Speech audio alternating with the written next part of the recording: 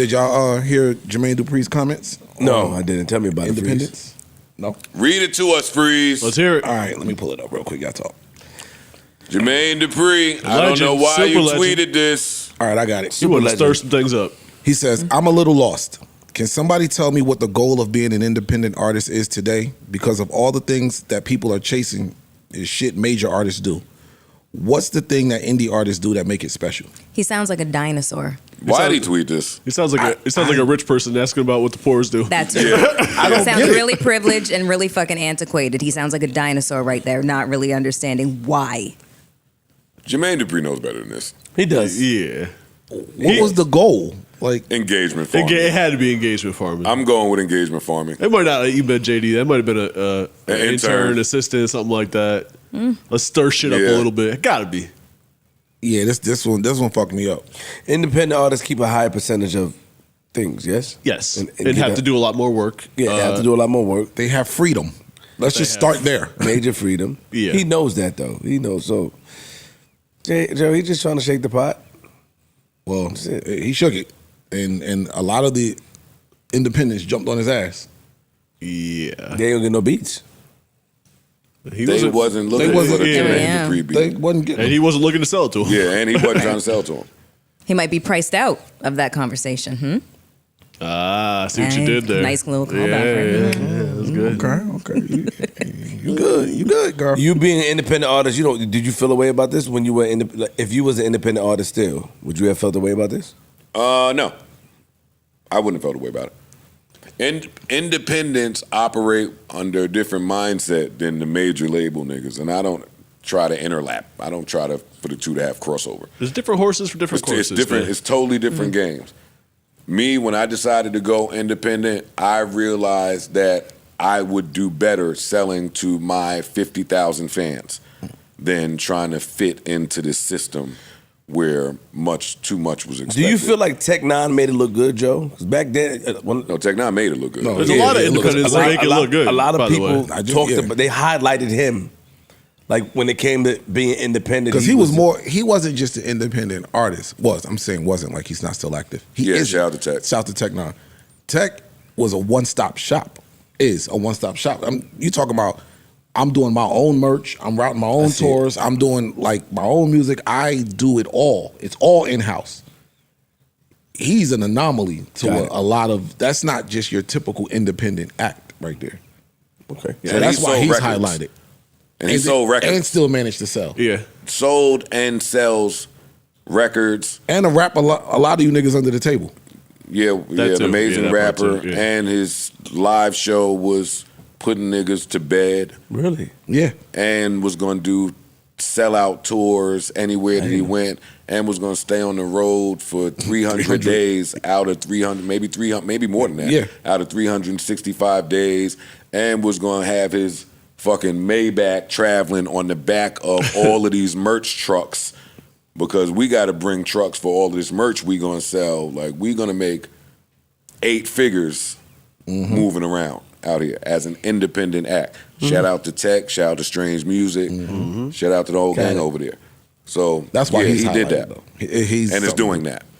Yeah, but I think it's just different. I think for like a pop artist, if you want to be the next Drake or Michael Jackson or Britney Spears or Dua Lipa, whoever, the major label system makes sense. Yeah, a pop artist, a major label system probably makes sense for, because you're not going to get that kind of marketing exposure. True. You don't have all the relationships with MTV, not that they matter anymore, but whatever fill in the blank outlet. Playlisting and all of that shit. All of that shit. Everything. Like you need that shit for SNL, you know what I mean? All the late night shows, you need that shit. Well, what I see start to happen is, especially in rap, it's a lot of the newer rappers, they don't want that. Right. They realize, hey, what I have to give up to get all of that ain't really worth it. I can make a really great living over here. Every musician and artist doesn't necessarily want to be the most famous person in the world. That's not necessarily overlap. Some people are like, if I get a little famous, that's cool, but I would like to make a living making music or art or whatever. And I don't want to be a part of that rat race. That at one point that confused me, that mindset, right? Like, I want to make music, I want people to hear it, but I don't want to be famous. then you're making music at a high quality level and distributing it out there in order to become, that's going to lead you to be famous. So those type of... Your goals can change along the way, though, due to exposure. Yeah. Okay, true. And this could be your I'm just saying, passion. at one point, I didn't agree with that. When that people could- say they're antisocial, like some of the artists antisocial. There's a lot of them. Yeah, out there's there. a lot. But they are so passionate about their art and their craft Yeah, that got they it. still want to do that. They would prefer to just be, you don't have to see me, I don't want to talk to you niggas. You want to talk to me, go listen to my album. You want my thoughts, go listen to my project. There's my thoughts. And there's a lot of them out there that just don't want to deal with folks. And people are weird. I don't want to deal with people anyway. I went through it. I mean, I did it. So All right. Yeah, this is actually you. Yeah, when they talk about you, when they talk about the trouble that you gave, how stubborn you were, and stuff like you didn't want to do nothing. When Nitty tell me, she's funny, like. yeah, but that story is always told about me, how I was just rebellious and yada yada yada early in my career. But when I first got in the game, that story's never told. I was just young, wet behind the ears, willing to do anything that I needed to do to thrive and sell. Not a question asked. The wet behind the ears is a little So do double you entendre there, too. wait, Joe? So do you feel like You might have had a little wet behind your ear. a little bit, you know what I mean? little bit. Little wet. For later. A little wet for later. Jersey City. Oh, that's what you're saying. do you feel like so when you initially there, you meet niggas and then you start So to when realize, when you initially there, and again, I'm talking about 30 25 years ago Right. at this point. So we maybe aged out. But so if I'm doing everything that's asked of me, which is they're putting you in places to be famous. yes, You're not famous yet, but they putting you in places to be famous. Oh shit. So I go to Nordstrom's yesterday. It turns out one of the guys, the older gentleman that works in Nordstrom's, used to work at Def Jam. So every time he catch me in there, and I don't be in Nordstrom's a lot, but when he catch me in there, he always got some story for me. So yesterday I'm buying some drawers. Let me get some drawers up in this bitch. He sees me. He says, yo, funny story. I was just thinking the other day about how when I used to was working radio 25 years ago, and Benny Pugh was at Def Jam, and Def Jam was sending all these records out. So they had sent me a Rihanna record, and they sent me a Joe Budden record. So we was about to get on the Rihanna record, but Benny Pugh called, and he was like, yeah, that Rihanna shit, put it to the side. We don't know about that. That Joe Budden, we need you on that.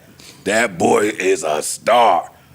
I was like, oh, shout out to Benny Pugh. Like, I never knew that, but like, that's what it took to kind of be famous when you wasn't famous. So I'm not famous, so they're sending me places you don't want to be there. And then you get famous, and now there's a crowd everywhere you go. You need to be handled a certain way when you go. Because you're famous, you got to pop up at everywhere where famous people be at. It's just, I learned early on, I want nothing to do with the fame part of this. That wasn't my bag. I read that. That's not what I signed up for. I read that different when you first started talking. I thought that initially when you said it, that yo, I was willing to do whatever I needed to do, and then I started to realize that things wasn't so favorable in my favor. Like people might have, I'm not saying that our niggas, but people might have been taking advantage of me. People might have been doing stuff or putting me in positions that made me uncomfortable or make me realize that they weren't in it for me. And I can see that changing somebody's attitude towards being famous. Like, yo, this is too much of a headache. Niggas not even giving me what I really need or what I'm owed. You know, the work that I'm putting in, it's not. I remember when niggas, and shout out, niggas may get mad at me, but I remember when you first came out, niggas was driving more of an expensive car than you was. Yeah, but I mean, that's part of the game. It is, but I didn't like that shit. But see, that's the other that's thing all too. part of it. Me thinking that now, I hear you, but I don't like that shit. I don't. I feel like the artist, I don't like that. I don't get it. The nigga that found the talent is probably going to make more than the talent on your rookie deal. Yeah. Nah, I don't like that. It should be distributed evenly. That's just what it is. And back to JD's tweet. That's the other reason why a lot of niggas are wanting to choose independence today.